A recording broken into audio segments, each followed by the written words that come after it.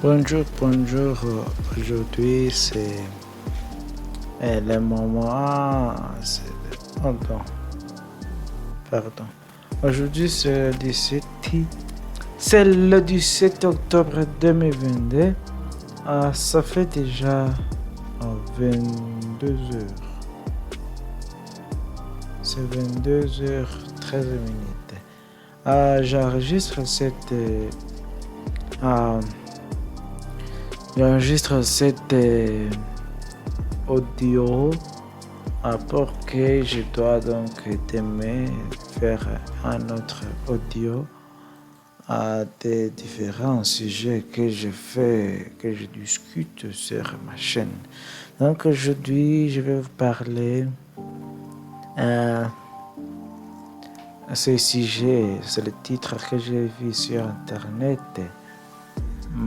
qui s'intitule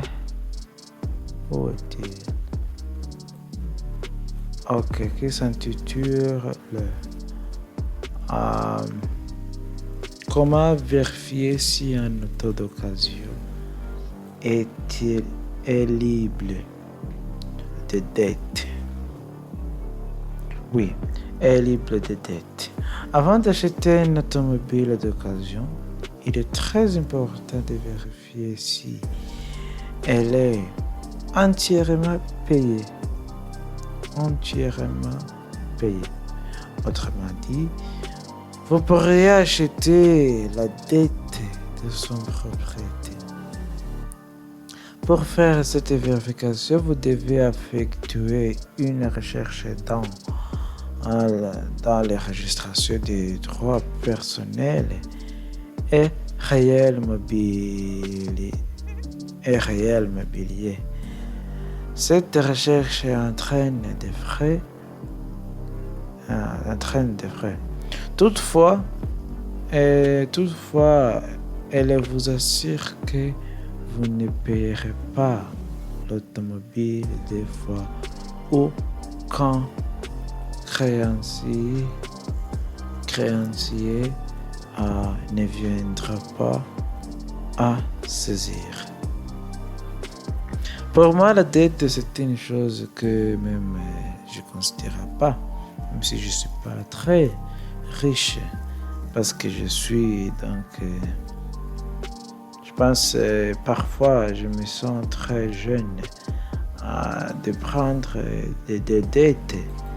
Oui, je peux les payer, mais prendre des dettes, plus particulièrement des voitures, c'est une chose très très dangereuse.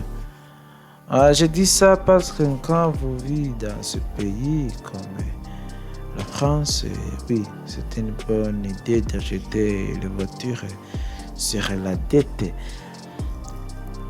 Mais quand vous êtes dans ce pays qui ne sont pas entrés, il n'y a pas beaucoup de sécurité, donc vous avez besoin de n'acheter pas les voitures sur une dette. Même si l'assurance peut vous couvrir, parce que dans ce pays, il peut être volé ou cambriolé ou quelque peut écraser les vitres des voitures. Et ça vous coûtera cher de fixer tout ce. Donc la maintenance va vous coûter très cher. À prendre la dette, je ne comprends pas pourquoi les gens préfèrent la dette au lieu de prendre les bus et éviter la dette. Parce que la dette, ce que la dette nous font, c'est payer tout le temps. Vous payez. Lorsque vous recevez l'argent, votre salaire, vous payez. Et ça, vous n'aurez pas beaucoup d'avenir si vous prendrez beaucoup de dettes. Je vous conseille de ne prendre pas beaucoup de dettes et beaucoup de crédits. Il y a l'idée différente entre les dettes et le crédit, mais je parle des dettes des voitures. La plupart des gens donc préfèrent d'acheter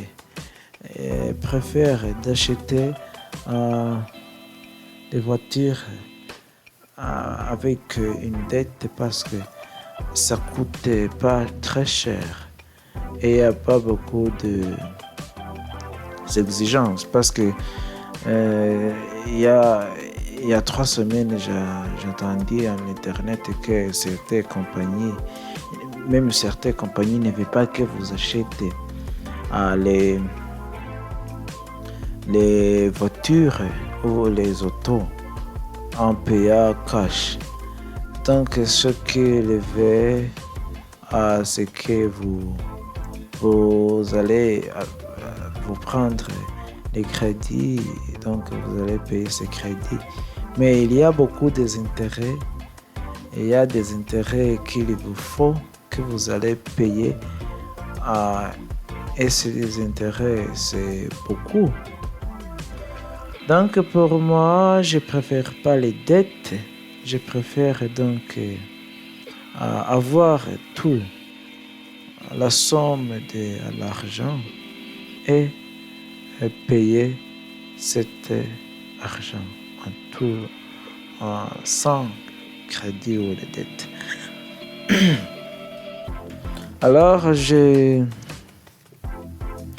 vous parle de quelque chose qui peut vous arriver quand vous avez la voiture. La voiture, elle peut aller en panne. Elle peut être en panne. Et quand elle est en panne, donc vous ne pouvez pas l'utiliser vous ne pouvez pas les conduire.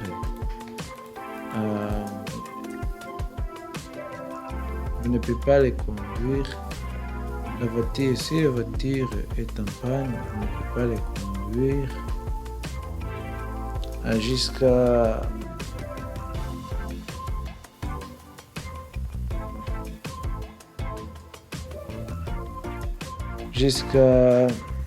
ce que vous les réparez. Jusqu'à ce que vous les répariez. Donc vous avez besoin de les réparer parce que les voitures, c'est une chose qui n'est pas. Les voitures, c'est pas fiable. On dit pas fiable.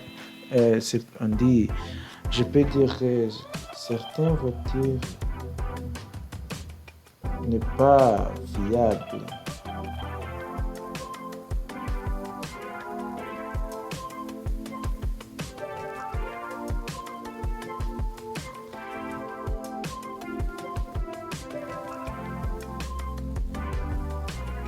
Certaines voitures n'est pas fiable. Donc pour ces gens qui n'est pas fiable, parce qu'il faut aussi les vitres peut s'abîmer et les rétroviseurs aussi peut disparaître et être volés. C'est ça la raison laquelle moi-même je préfère de prendre des bus ou acheter les motos parce que même si les motos c'est plus risqué que la moto, je sais que conduire la moto c'est beaucoup de risques que rouler dans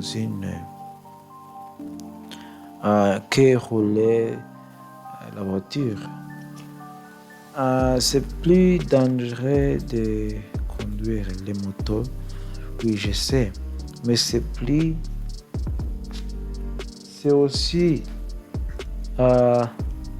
aussi moins cher parce que les motos coûtent moins cher que les voitures et l'essence aussi, les consommations ou l'économisation de l'essence si les motos sont aussi mieux qu'est-ce là des voitures, même si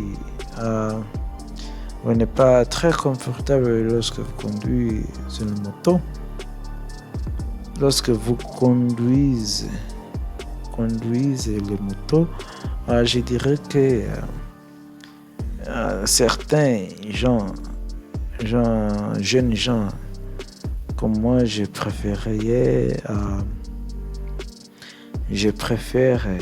conduire les motos parce que j'ai pas des enfants, même si ces parents qui ont les enfants, oui, je comprends. Vous avez besoin d'avoir les voitures. Oui, vous avez besoin d'avoir les voitures, même si c'est un crédit en tête. Oui, vous avez les besoins parce que vous avez des bébés ou des petits qui peut aussi être très économique parce que quand on parle d'utiliser le transport public ou les bus, on parle de payer les coûts, les billets de 4 personnes. Par exemple, si vous êtes 4 dans la famille, donc vous allez payer 4 personnes. J'ai entendu les journalistes parler que le coût de TGV est trop cher. Oui, est trop cher, même si il est très vite, très bon, très femme en français. Mais il est très cher.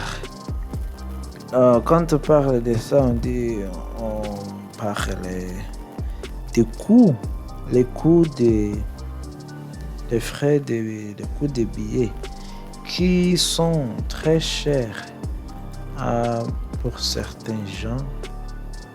Donc pour ça, on peut admettre que prendre dans certains endroits, c'est mieux d'avoir les voitures. Si vous avez des familles, c'est mieux d'avoir les voitures,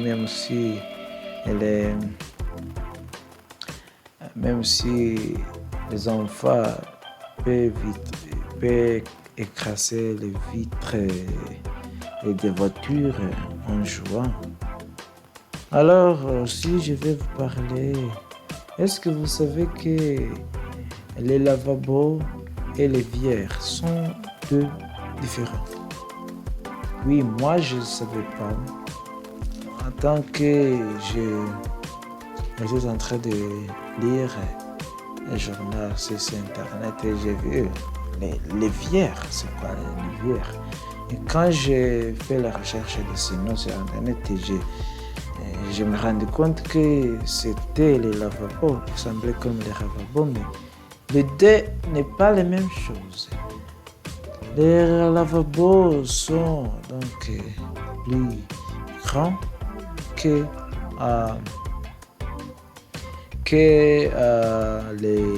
les bières. Et les lavabos aussi se trouvent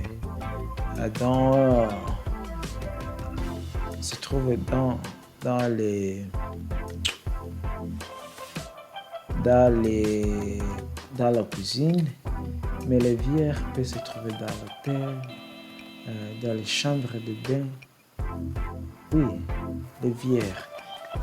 Les deux sont différents parce que les lavabos, on peut l'utiliser à nettoyer les assiettes ou des cuillères ou des pots, mais les bières, on ne peut pas l'utiliser à nettoyer ça. On l'utilise seulement à nettoyer les mains, à se laver les mains donc. Les courbettes aussi, j'ai vu que ce mot, les courbettes, est un mot qui signifie c'est un nom féminin. Courbe, c'est parfois on dit courbe quand c'est le nom féminin, mais quand c'est courbette, c'est féminin. Les navettes. J'ai fait les recherches sur internet de ce mot, les navettes. Si vous connaissez ce que signifie sinon, les navettes, N-A-V-E-T-T-E. Les navettes. Si vous savez ce que signifie la navette, vous pouvez donc m'aider à connaître, à savoir ce que signifient ces mots en allant sur la description.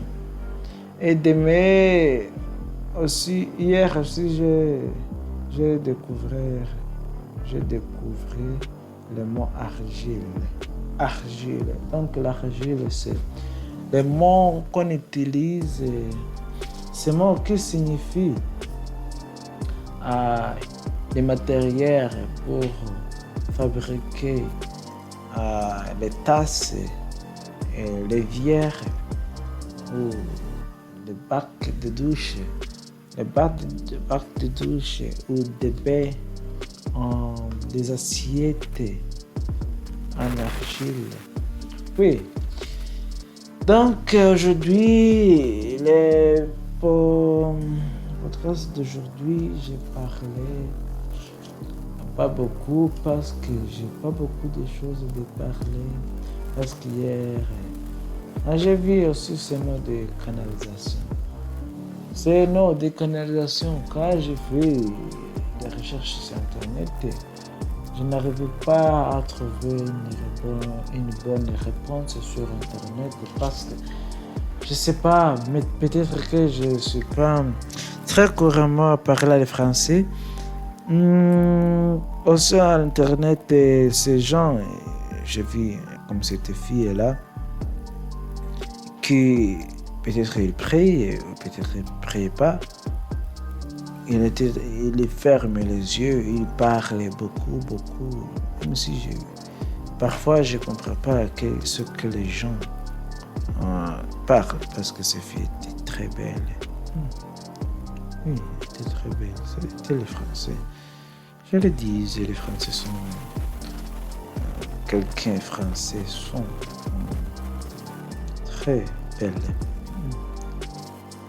Les femmes très belles françaises. Oui.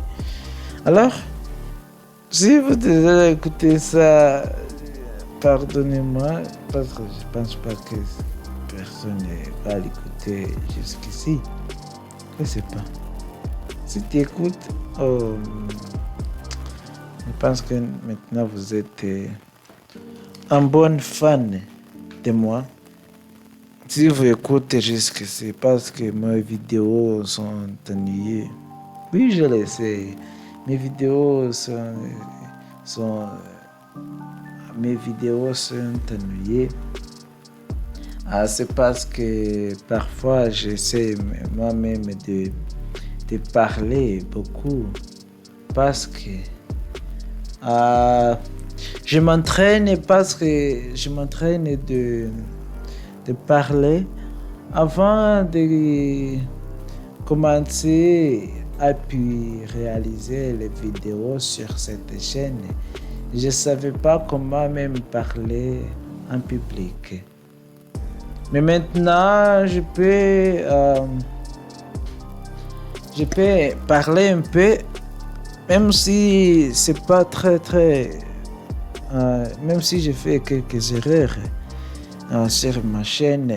Si vous êtes un vrai français, vous êtes étudiant et vous connaissez, donc vous découvrez, vous écoutez que j'ai fait une erreur, vous pouvez me corriger sur la description. Certaines personnes n'aiment pas que les gens me corrigent, mais moi, je l'aime parce que la langue que je sais, je ne sais pas les langues. Si je vous dis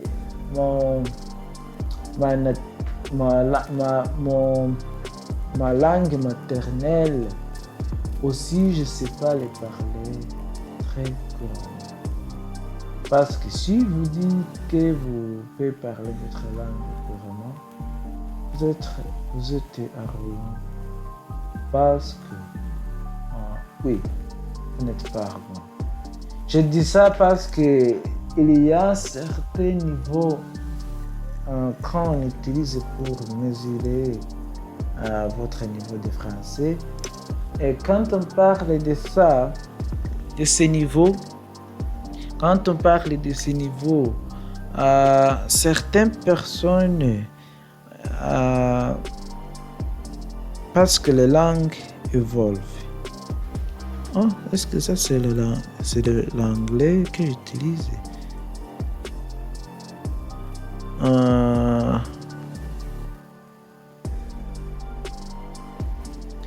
Parce que les langues évoluent. Je ne sais pas évoluer. Les langues évoluent.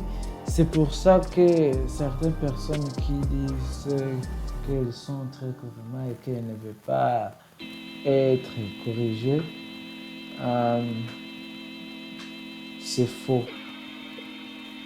C'est faux parce que quand j'étais en train de lire les livres en français, certains livres, je ne pourrais pas comprendre ce qu'il veut dire parce que ce livre, il a été écrit il y a des années. Et je pense que ce livre, c'est pas pour les gens qui vont apprendre le français pour utiliser dans notre siècle. Parce qu'aujourd'hui, le français évolue, la langue française évolue et beaucoup de choses changent. Comme si je vous dis qu'à l'époque, il n'existait pas la technologie. Il existe la technologie, mais les choses digitales n'existaient pas. Il n'existait pas le logiciel de vidéo, de montage. Ça n'existait pas. Et maintenant, ça existe. Il faut que... C'est ça. C'est pourquoi je dis que la langue évolue. Donc, même si vous êtes natif, même si vous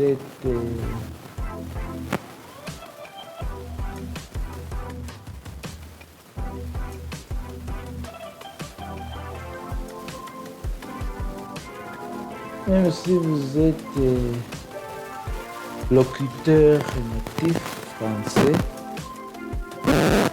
même si vous êtes locuteur natif français, je dis que